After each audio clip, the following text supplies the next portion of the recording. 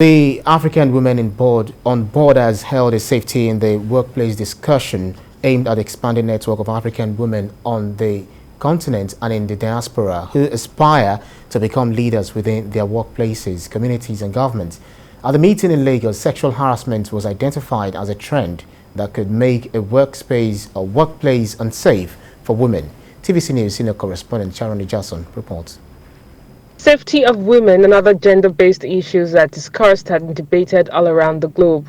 But every year, the number of reports on sexual harassment is increasing at an alarming rate. According to ResearchGate.net, more than 40% of female staff are reported to have experienced sexual harassment.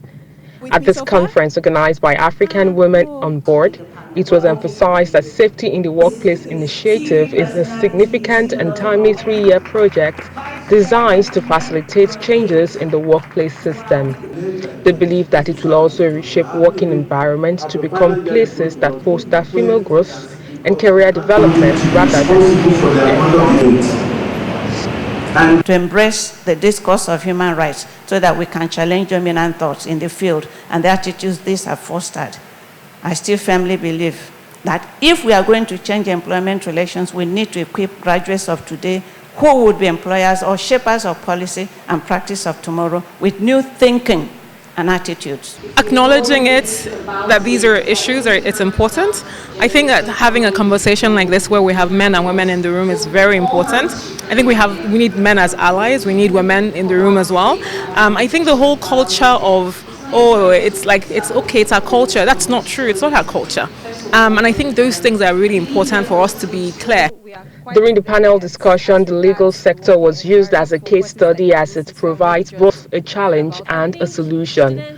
Research from the International Bar Association has shown that 1 in 3 female legal professionals will be subjected to abuse during their career.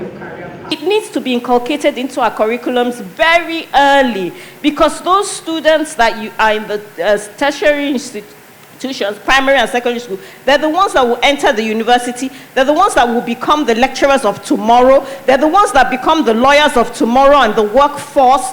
And if you haven't imbibed those correct practices and discipline as to how to treat women, I'm a woman, I know that men also suffer from sexual harassment, but I'm speaking on behalf of the women today. If you haven't learned how to treat a woman properly, by the time you get there, then you're almost a lost cause. In 2019, the International Labour Organization passed the Violence and Harassment Convention. It is in effect because 3 countries have ratified it, but Nigeria has not. That's an organizing issue. Why has Nigeria not ratified the Harassment and Violence Convention?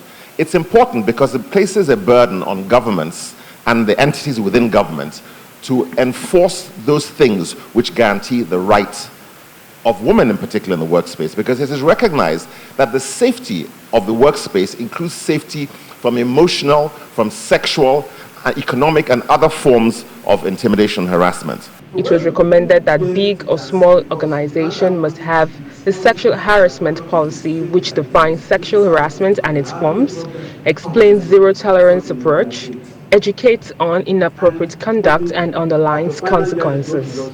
Sharon Jason, TVC News.